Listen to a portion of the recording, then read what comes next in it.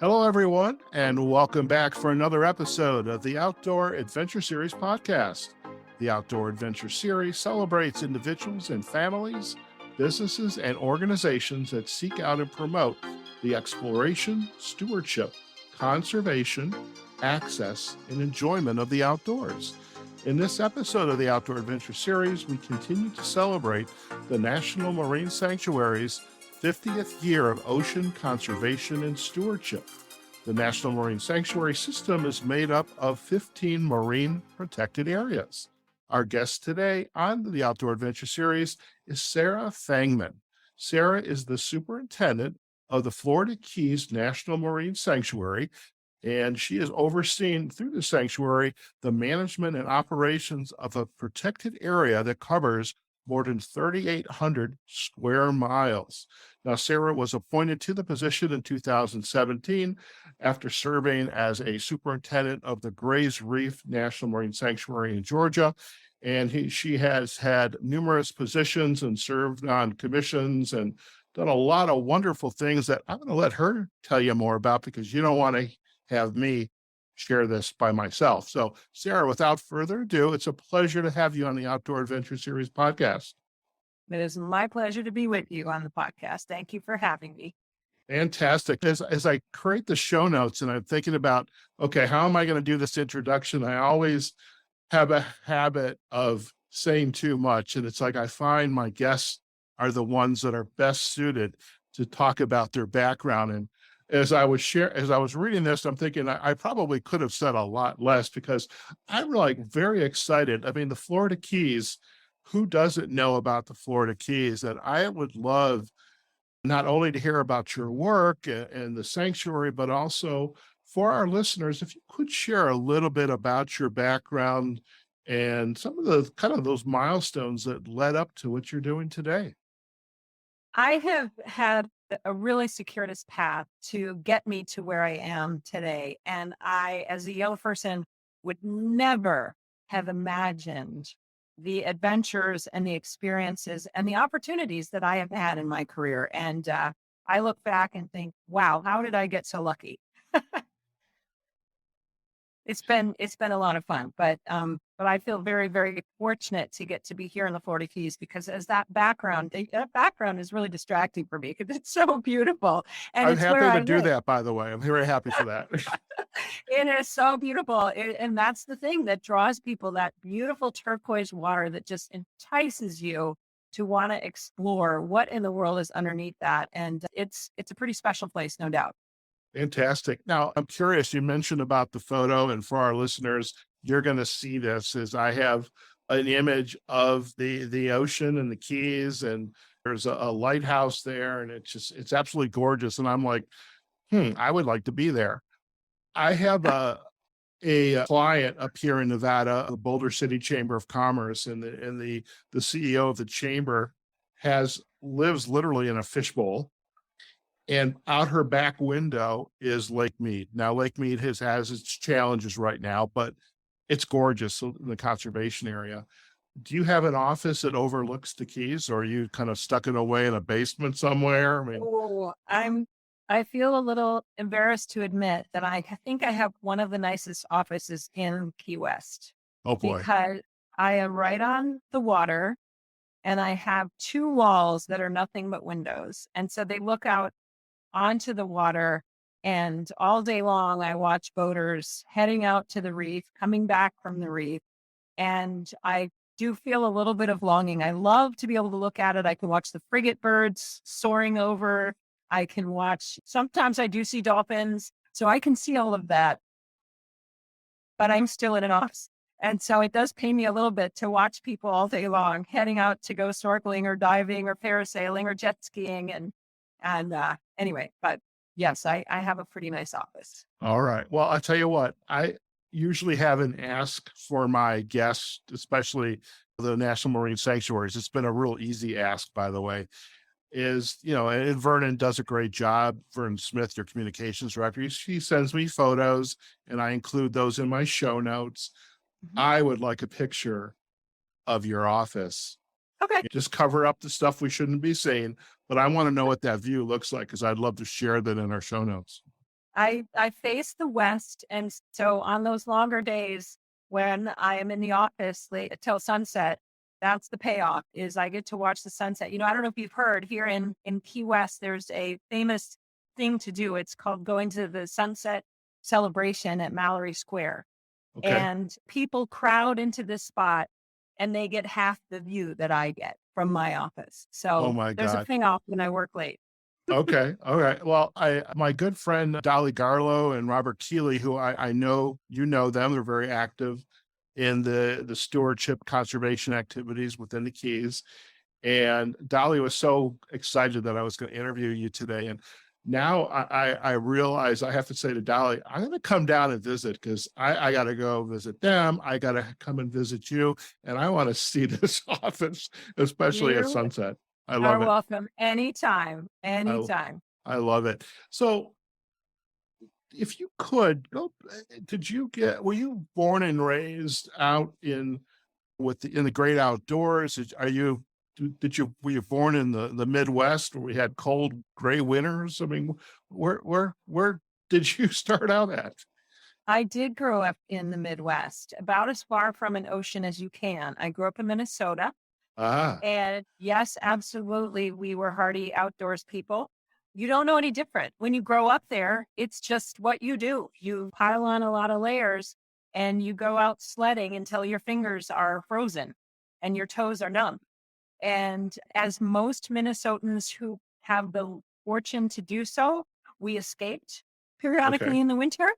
And that is what introduced me to the ocean, and my endless fascination with it is we went when I was in 6th grade to Grand Cayman, and it it was magical. I put on a mask, and I'm old enough that that mask was one of those big round things with a weird nose thing, oh yeah, oh and I yeah, stuck my face in the water, and my parents could not get me out.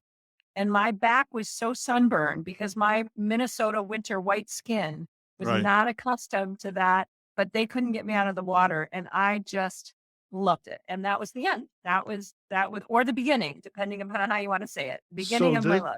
so this experience just literally influenced you and your trajectory. Now, where did you go? So you grew up in Minnesota. Where'd you go to college? Well, not really an ocean mecca, Middlebury College in Vermont. Okay, But again, I knew I loved the ocean, but as a Minnesota girl, I wasn't exposed to careers in the okay, ocean. So okay, I didn't understand when I was applying to colleges that I could pursue something like this. So I went to Middlebury, again, a winter, cold, landlocked state. And I got sick of the winter there too. And so my junior year of college, as a science major, I looked for a program I could go away for a semester. And my parents were supportive of me going to the Virgin Islands, if you can believe that, oh for wow, a semester. Yes. So I studied marine biology for a semester, learned how to scuba dive in St. John. And that is what made me realize, aha, okay, not only am I fascinated by this, but there are career possibilities here. And okay. that is how I got on the current path that I'm on. Okay. By the way, I do have to share. I feel like I'm name dropping all over the place today. I know where Middlebury College is because one of my guests is a fellow member of the Outdoor Writers Association, Matthew Dickerson, and he's Oh my very. goodness. I don't. Oh Maybe my you know goodness. him. I don't know. Well, Middlebury College is not very big and Yeah. not many people know of it. So I am impressed. And yes, it's a great place to go to school, but not necessarily a mecca for budding marine biologists. But And here you oh, go. so there you go. So you studied marine biology, and what was your trajectory, your kind of your specialty within that space? Um, I guess I'm not sure that I would say I have a specialty. I think I tend to be more of a generalist, Okay. but ultimately my graduate work was in marine policy. Ah, And that's how I have a reasonable fit in the National Marine Sanctuary system because my interest I was initially just interested in understanding. And so I did a lot of science and was doing sort of research dolphins, sea turtles, other things. But ultimately I realized my passion was in trying to protect those things. So Okay. that's when I realized I want to understand and be a part of making the decisions that help protect them and address the threats that they face, because that ultimately was sort of how I felt I could make a difference. Wow. So, I mean, that seems to me like the best of all worlds. Here's somebody who made their way down to warmer climates, loved the outdoors, being out on the water, and then realized you like the policy aspects of it. Mhm. And Mhm. I love how I'm fascinated how we get into our careers. Some folks know they want to be an accountant, a doctor, etc. Others, those puzzles are not apparent right away. And as the pieces start to fit, it's like you can kind of look back and see here's the breadcrumbs. They make kind of a lot of sense. What was your first, as you were studying and your graduate work, how did you end up at NOAA? Well, in between college and graduate school, I had a number of jobs that gave me the opportunity to do research and field work, and I loved it. I loved being outside. I loved being on boats. I loved watching dolphins and all of that. I was endlessly fascinated. And I got to be exposed with some of the NOAA scientists that were doing this work. And that was sort of my dream job. And again, I realized I need to go to graduate school because I don't have enough knowledge and skills yet. And the side of the equation I want to be on is making the decisions that affect how these organisms are protected. And so Noah seemed like an absolutely perfect fit. And while at graduate school, I discovered an opportunity called the Presidential Management Fellowship Program. And that was my entree into federal service was through a fellowship program that I applied to as I was finishing my graduate degree. And I've never looked back.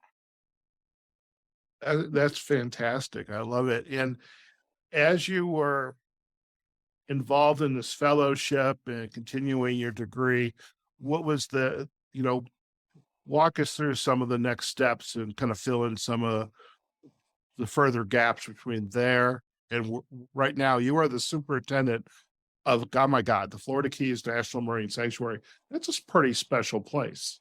Okay. It's a really special place. And I just hearing you say that, sometimes I sort of shake my head and go, oh my goodness, yes, I am. Wow. Didn't anticipate that. Didn't see that coming. Because I've just been so fortunate that I follow an interest or a curiosity and it leads me to something really wonderful and unexpected. And that has been my good fortune throughout my entire career. Started studying at Duke University Marine Lab to Okay. just sort of test the waters. Is this what I want to do? Yes, it is. Applied and got into the University of Washington. And so zip, I went all the way across the country Okay. and landed in the Pacific Northwest where I'd never been, which is where everyone studies salmon. Okay. And that was fascinating. And then, as I mentioned, got into NOAA. And that fellowship program gave me the opportunity to have some what they call rotations or assignments in different places. So Ah, I got to work in Washington, D.C. I worked in Seattle, and then I got to work in Santa Barbara. And what was supposed to be a 6-month assignment at the Channel Islands National Marine Sanctuary became an 8-year job and a career in the National Marine Sanctuary system where I've been for over 20 years. oh my. And by the way, Santa Barbara, that's not a bad place to be. That's where I went to graduate school. And it's just, Oh, you uh, did? yeah. Oh my goodness. You're a And gaucho. well, technically, no, there's a Fielding Graduate University is a Okay. psychology education or leadership Interesting. development graduate university. So when I say I went there, it was like once a quarter for 3 years. I'd Oh, go wow. visit. I'd go visit. That counts. That counts. Yeah. I need a Santa Barbara fix. I haven't had one in a couple of years, but I Such a digress. So You've had some wonderful, just kind of happenstance. You're kind of like, I'm doing this, an opportunity comes, and I get to do this. I would imagine you do have to pinch yourself just a little bit. It's like, I Oh, get to do some fun things. I have gotten to do some amazing things, and I am very, very grateful for the opportunities I've had in my career because, like I said, I could never have predicted, getting to learn how to drive a submersible and going to 10,000 feet in the Gulf of Mexico and living underwater in an Aquarius habitat and heaven forbid becoming the Florida Keys National Marine Sanctuary Superintendent. It's been a pretty amazing ride. Unbelievable. Now, you became the superintendent back in like 2017. What is it like to be the superintendent of a national marine sanctuary? And maybe there's nuanced differences, like Jeff Gray's up in, I know this, it's Thunder on Bay National Marine Thunder Bay. Sanctuary. Because I interviewed Jim, I'm thinking, okay, I heard it. I know exactly where it is. It's like up here. What's it like to be the superintendent of a national marine sanctuary? Well, I've actually been superintendent of two, Okay. and the jobs, while the title is the same, the jobs are very, very different. Okay. And I like that. I Okay. like that each is unique and it depends upon the community, the resources you're protecting, the challenges that you face. Here in the Florida Keys, it is very complex. Mhm. The sanctuary surrounds the entirety of the Florida Keys. So Really? anywhere you are in the Florida Keys and you step in the water, you're in the sanctuary. Oh, We wow. have over 5 million people that come to the Florida Keys every year. Millions of them are out boating, diving, snorkeling, fishing. Millions. Millions of people are in our sanctuary every year enjoying the sanctuary. And so that is a very daunting task to make sure that all of that activity, all of those uses are done in a way that is sustainable. Very daunting. And so other sanctuaries that are quite remote and maybe smaller or don't have as much visitation, it's a very different reality. So, what is it like being a superintendent of a sanctuary? I'm learning every single day that I'm on the job, and I've been on this job for 5 years. It is very, very challenging. But again, I can't say this enough. I just feel really privileged to get to try to make things better than I found them, leave them better than I found them, right? Okay. So I have a question, and this is could come across as being naive, but I'm going to ask it. If your visitor coming in flies into Miami, Fort Lauderdale, makes the trek down to the Keys, do they know that they are within the boundaries of this national marine sanctuary? Great question. And that's not a naive question at all. It's a very, very important question. Um, some do, but not all. And quite frankly, some of the locals don't understand the sanctuary and know exactly where it is, what that we protect. We have a staff of about 43, give or take, and we have 3,800 square miles to manage and 5 million visitors. The math is not on our side. Right. We have a lot of area, a lot of uses, and a lot of visitors. We cannot connect with all of them. So, what we do is try to partner with some of the operators that take people out into the sanctuary and help them make sure that they are educating the public about this special place, helping them understand how do you enjoy it, but do so in a way that minimizes any potential negative effects of your being here. So, we have a program called the Blue Star program. Right. And this is a program where operators voluntarily join it. And we have a Blue Star fishing guides program and we have a Blue Star diving and snorkeling program. And so depending upon what activity, those operators are trained and then they commit to working with all of the visitors that they interact with to make sure they know best practices and good stewardship. And so we can't do it all. So we have to work with the operators who are taking out hundreds to thousands of people every single year. And that's sort of our multiplier effect, if you will. Right. And so they become also your ambassadors for your Exactly. mission. Now, Well said. and this brings up another question, and I'm not going to use the word naive because it's a good question, but perhaps. In order to take a visitor out, whether it's for fishing or diving and snorkeling, do they have to be a member of the Blue Star program? No, they do not. It Okay. is voluntary. Okay. And I wish we had a higher percentage of the dive operators and the snorkel operators in the Keys that were a part of it. It takes work on their part. They Okay. have to train, they commit to a lot of, there's a very stringent framework.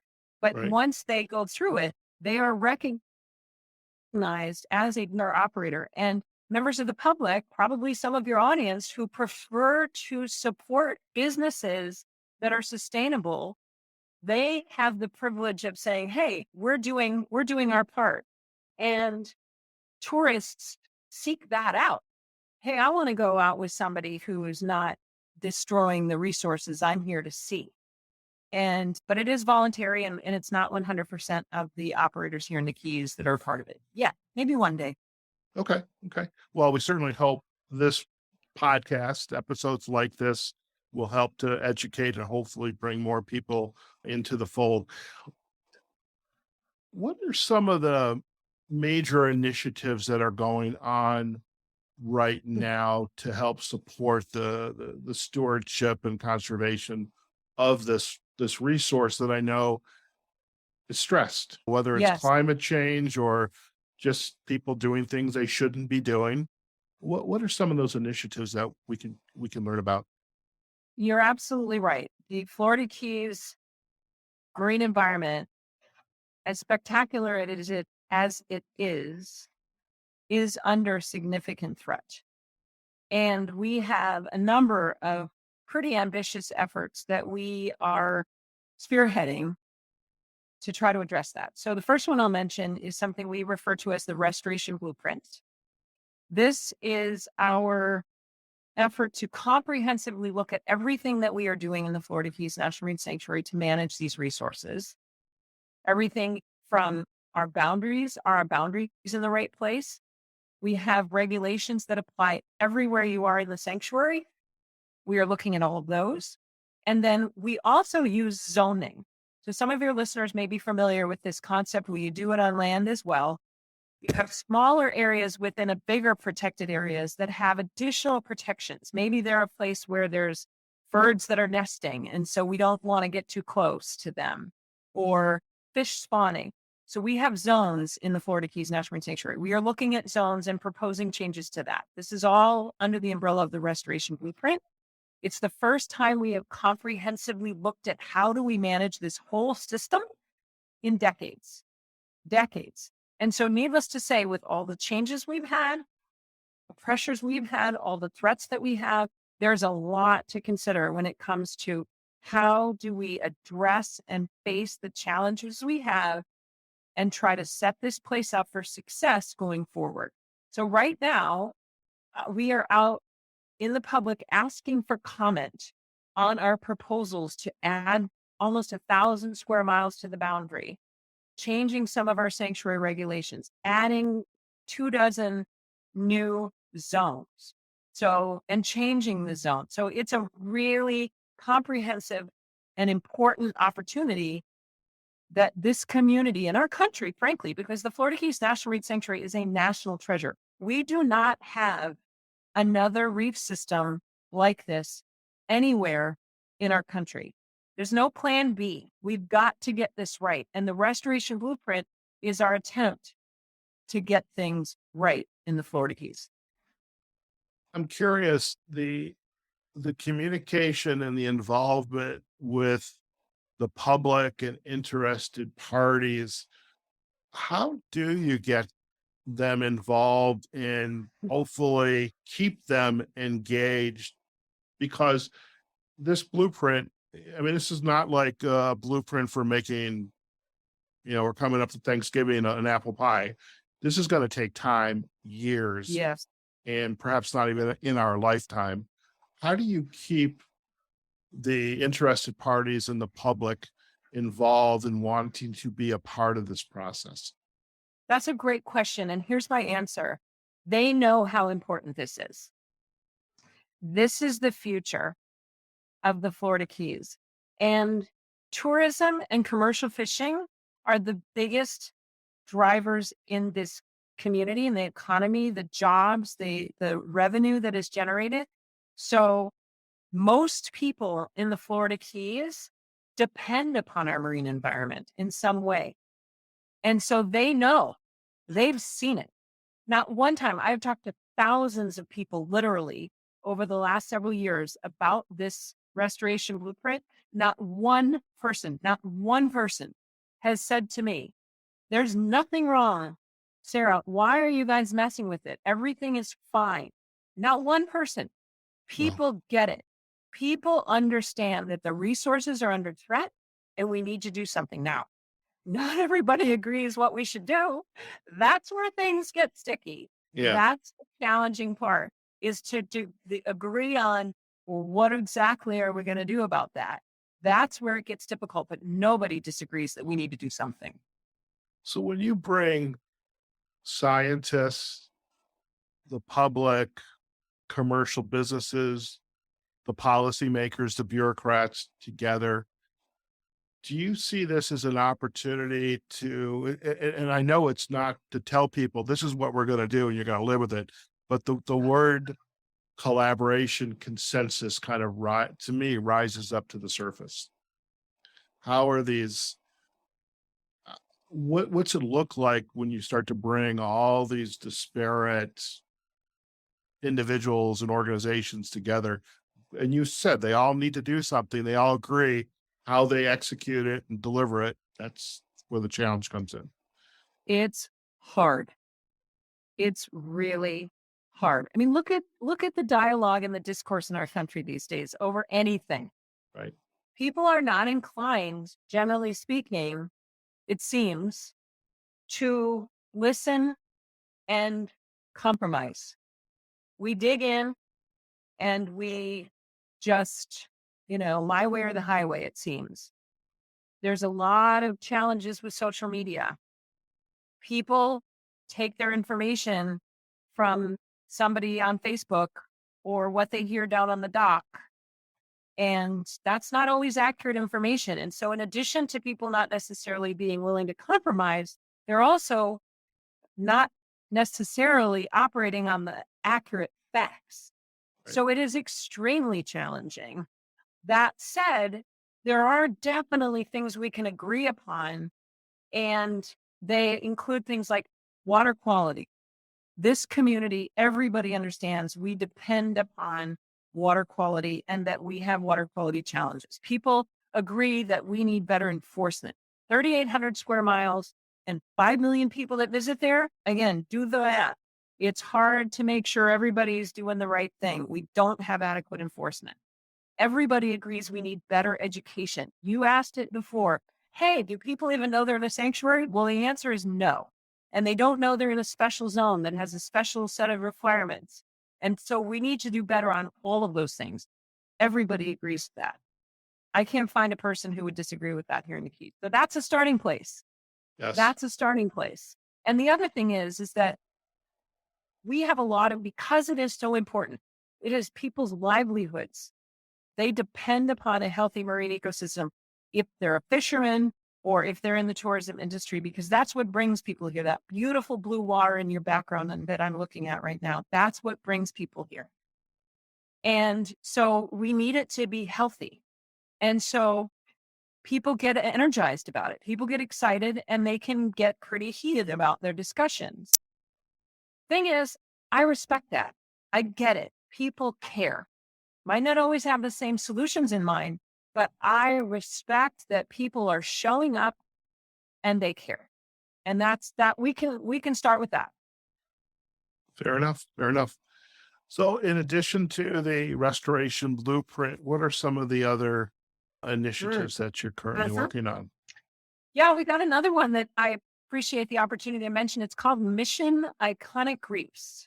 Okay. And this is an initiative to try to address the chronic and decades long declines that we have seen on our reefs here in the Florida Keys. We are not unique. Reefs around the world, I'm sure your listeners have heard, are struggling due to a variety of threats. That's true here too. And we are not ready to throw up our hands and say the reefs are gone. We're done. We launched an initiative, ambitious and lofty, and no guarantees for success, but it's something we felt we needed to do. We identified 7 specific iconic reefs here in the Florida Keys that are the places that people would think of. Lou Key, Perry's Fort Reef. These are places that people who've come to the Florida Keys probably have heard of. Chica Rocks. They're places that used to be just spectacular. And we want to try to turn it around and see if we can't get it back there. And that is what Mission Iconic Reefs is.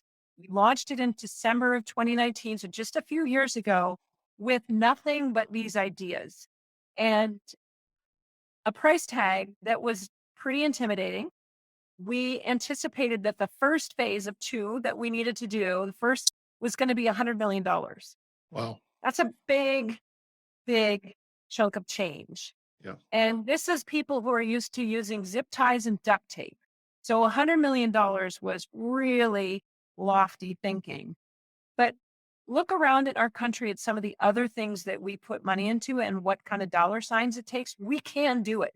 We can generate that money for national treasures. And I would argue that this reef system is a national treasure. And we know we can do better. And yes, it costs money. And we launched it, like I said, with nothing. And we've generated more than $20 million in support of that in just a couple of years, and brought together a tremendous collaboration, a collaborative group, nonprofits, academics, agencies, businesses are coming to get behind this because, again, people get it. We can't let these reefs disappear. And there are things we can do. And that's what we're doing with Mission Iconic Reefs. Amen to that. As you were describing both the restoration blueprint and Mission Iconic Reefs, 2 thoughts came to mind. One is for the sake of better words, the sister agencies in the U.S. government to support your activities or collaborate in the activities that are underway. I'd like to talk a little bit about that. And I'm thinking back to Jeff Gray at Thunder Bay, all these shipwrecks. Given the trades, the piracy, et cetera, the good and the bad, there's a lot of shipwrecks around there. So I'd like to, one question will be your relationship with some of the sister agencies. And I'm thinking like the U.S. Navy, if a ship sinks for whatever reason, they care about it, as do the National Marine Sanctuaries and NOAA. And then in fact, let's talk about that first. And then I want to talk about if we could, those professionals who work for you, support you, both locally, the 38, 40 some folks that report to you, and then the greater National Marine Sanctuaries and NOAA, how you are coming all together, and who are those scientists, researchers, statisticians, people analyzing data, who are all the variety of folks that are coming together to help, implement this greater mission of the sanctuary. So let's do maybe the easy one first. Well, if I may get back to your comment about maritime heritage, Okay. because the Florida Keys has an incredibly rich maritime history. And we have over 800 known maritime heritage resources here in the Florida Keys. Oh, wow. And oftentimes all of the natural resources get all the attention. But we have such fascinating history and stories here. These reefs, beautiful as they are, imperiled as they are, they were also at one point a great navigational hazard. Right. And thankfully we have better navigation now, so we're having less shipwrecks. But in the day, it was a huge part of this area's history. was shipwrecks and wrecking, and going out and salvaging the wrecks. So there's very, very rich history here that I don't mean to neglect by talking all about our corals. So there's a shipwreck trail, so people can come down here and visit different shipwrecks throughout the Florida Keys and learn about the history of the wrecks that they're seeing on the bottom. There's museums that are focused on it. We have an eco discovery center. We've got exhibits about our maritime history. So there's a ton there. You could do a whole podcast on that. And I've got great colleagues who know a ton about it I and love would it. love to share it with you. I want to I'll hold you to that, Sarah. Absolutely. They would be delighted. And they can tell you about a recent partnership that they had with the Navy, because you're absolutely right. We do work closely with other agencies, including on maritime heritage solving mysteries. And so I will leave it at that, because they have recently, just weeks ago, completed a mission investigating a very fascinating and rich maritime mystery that you'll want to hear about. Okay. I love it. I love it. Perfect. So it's interesting. And I'm like, on this photo that's behind me, there's this lighthouse. It's anchored to the seafloor. Before we had lighthouses like this, the ships would not realize what they're getting into, and for whatever reason they sink. And you said there's like 800 or so maritime resources out there. And so this is where the diving comes in. I imagine there's archaeology, I learned from Jeff, there's maritime archaeologists. I had no idea. We have two. You have two. So yeah, I mean, it's just a fascinating story. And I would venture to guess, not only do people not realize when they start driving down to the Keys, you're in the middle of this National Marine Sanctuary, but perhaps they don't even know that there's 800 so resources out there. Yes. And guess what? People still find maritime heritage resources. Oftentimes after storm events, things get uncovered. After Hurricane Irma, there was a number of changes in the seafloor. Of course, a powerful storm like that, moves through an area. It moves a lot of sand, and some things were uncovered. Other things we knew about that got covered. So the mysteries are not all solved, and people are still searching for and finding maritime heritage resources in the Florida Keys National Marine Sanctuary. Very cool. I'm curious, as you're sharing information with me, other questions are, I feel like there's like a light bulb going off in my head going pop, pop, pop. How do you That's prepare? like me every day. Every day I feel like that in this job. Every day. I love it. How do you prepare the sanctuary for the oncoming storm like a hurricane? Or do you just wait until 3,800 square miles? We can't. What we do is secure the resources we need to respond after the storm. Okay. So our boats, our facilities, our people, we secure. We just yesterday had a team go out to a different area in the sanctuary after Hurricane Ian recently passed. And that storm was devastating in other parts of the state. But we also had really significant wind and waves, and we lost a number of our buoys. We have over 500 mooring buoys that we place in the sanctuary. And then we also have an additional several hundred. We have a total of probably over 800 buoys that we maintain in the sanctuary, either for people to moor their boats or to mark the zones I was describing. And a storm like that is going to tear those off. They break apart. And so, but there's nothing we can do. We can't get out in 5 days' time that we would have for the warning of a storm and collect 800 buoys. We just can't do it. And so what we do is, like I said, prepare ourselves so that when that storm passes and it's safe to do so, we can get back out on the water, assess the damage, and do what repairs and recovery we need to do. After Hurricane Irma, for the first time, this is kind of interesting, I think. Hurricane Irma, as I mentioned, very devastating storm, slammed into the Florida Keys in 2017.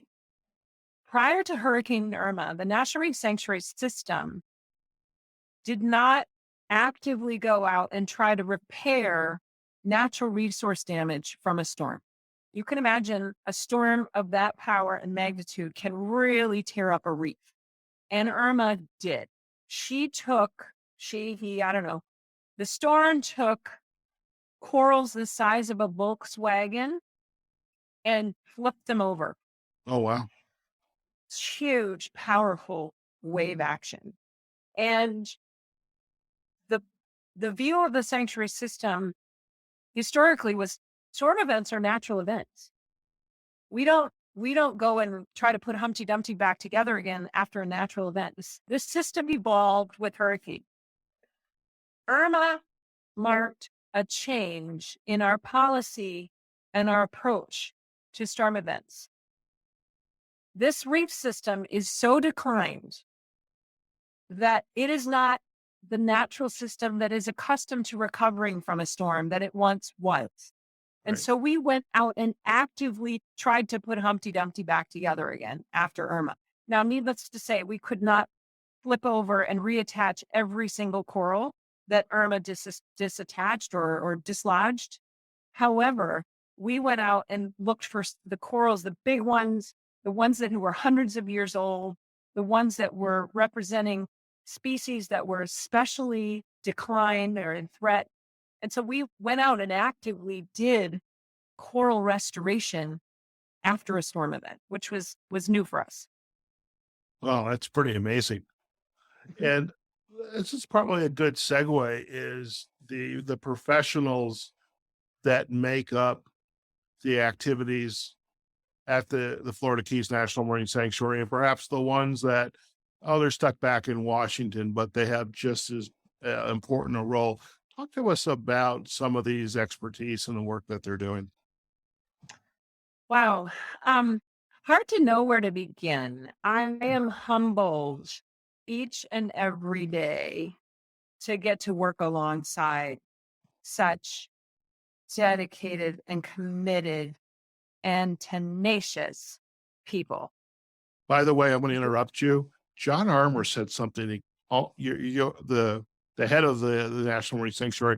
I swear to God, said almost those exact same words. And I know you weren't you, not trying to That's make funny. a gold star from John, but I think that's important. I think that's amazing. I need all the gold stars I can get. But no, I was not trying to, get any bonus points there. It's just true. And he and I work in the same system. And that's why we would both say the same thing because we work with the same fabulous people. And the mission that we serve is daunting to try to protect a place as precious, complex, and under threat as the Florida Keys is daunting. And you have to be a certain kind of person to get up every day and take that on. And I just feel really honored to work with people like that. Okay. No, fair enough. And I think just given the type of work that you do, which your the passion that you discovered when you were just a young child and just that first time being out on the water and how you've gone on to really develop and turn this, initial exposure into a career. And Yeah. I think it's wonderful too, just the people you come across and the great work that gets done. And I mean, your experiences, by the way, I think have got to be amazing. I mean, just can you share in the time? By the way, we're like after like minute 46. I think I said this was a 30-minute podcast. I lied. I'm sorry about that. All right. I'm having fun. But unless you have your Friday dinner coming, we're going to go on a little bit longer. No, the puppies are still quiet. So And we're the doing good. puppies are quiet. Okay, that's good. Maybe we shouldn't have said anything. Talk to us about one of the experiences that you've had when you get out of the office. It's not this, you don't have to watch the sunset. I mean, it gets boring after a while. What's one of these experiences that you have been on since you have been a superintendent, either in Florida Keys or one of the other experiences like, oh wow, I get to do this. Oh gosh, I feel like that every time I get out in that water. I Okay. really do. I love recently, I have had the privilege of going out on the water with professionals who make their living and have been going out on these waters their whole lives or their whole professional careers for decades. I can't get enough of that. I've gone out with operators who take people out on shark tours, on jet ski. I mean, I've tried to do as many of the op- offerings that there are so that I understand it, right? And going out with the charter fishing captain and listening to how much they know, it is just humbling because they're out on these waters every single day and have seen, and they can describe such nuances. They are so dialed in, so attuned to the changes. And it's just fascinating, endlessly fascinating listening to them. That's fantastic. I can imagine just the stories that get told when it's 5 o'clock somewhere, and Oh, and the or Keys, their stories, let me tell you. I can imagine. So I have another question I'm curious about. I mean, you shared, I think before we actually started, about being an introvert. I'm an introvert as well. And in your role as a superintendent, you're probably invited to a lot of opportunities to stand up in front of an audience and speak. I'm curious about the young kids when they hear you speak. Perhaps you're showing some slides, maybe even the photo that's in my background. What When they come up to you afterwards, what are they interested in? They say, Miss Fangman, tell us about this, or how can I do what you do? What are some of the questions they're coming to you for? And what advice would you give to someone who says, I want to do what you do? Well, I can give you some very real and recent examples of young women who, high school aged girls, I guess, who have learned to scuba dive in the Keys. They grew up here in the Keys.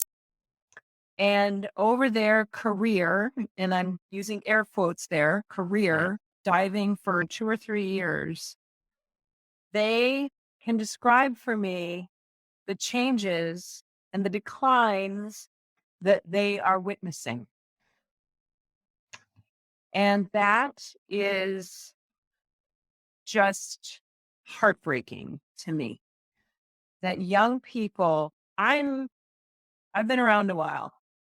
I can speak to witnessing change, and that feels different from a 16-year-old girl who has been diving for 3 years and in that time can tell me she's seen the changes and she's talking to me about it because she cares and she wants to do something.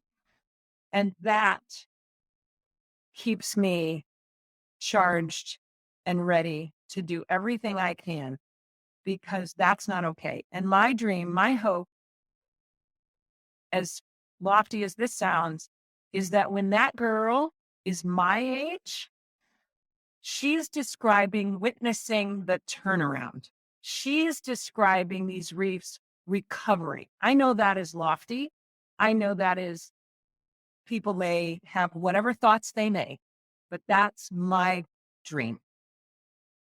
That's what I hope, is that those girls that are watching this reef right now will be able to say when they're at the end of their career, I saw it turn around. Wouldn't that be cool?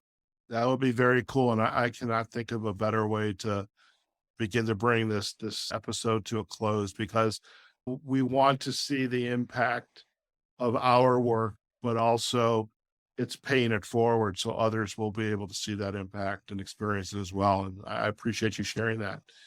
If our listeners would like to learn more about you and the work you're doing at the Sanctuary Sierra, where would be the best place for them to go?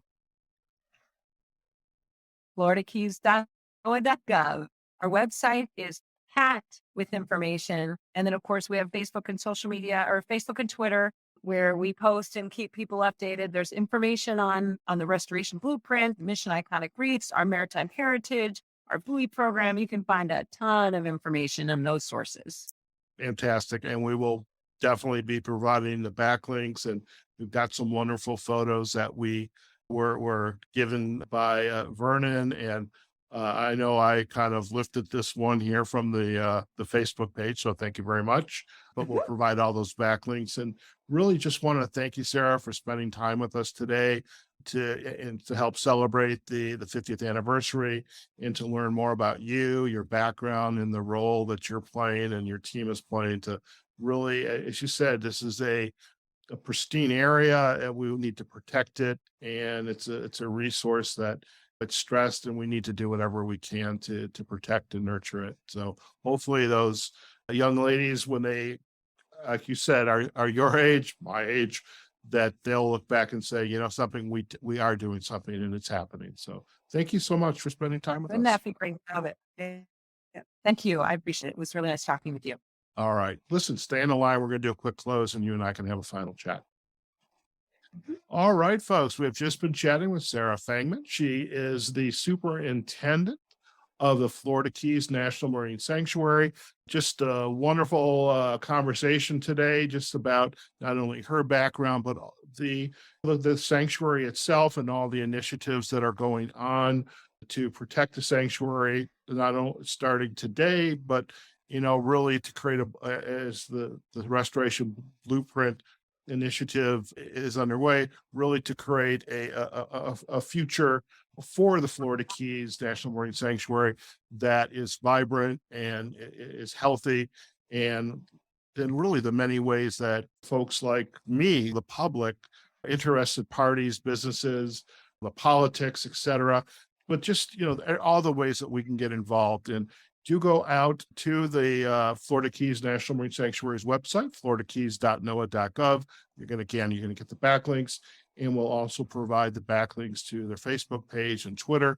And also, we would be remiss if we also didn't mention the National Marine Sanctuary Foundation, which plays its role in helping to further the mission of the sanctuary and get people like me involved.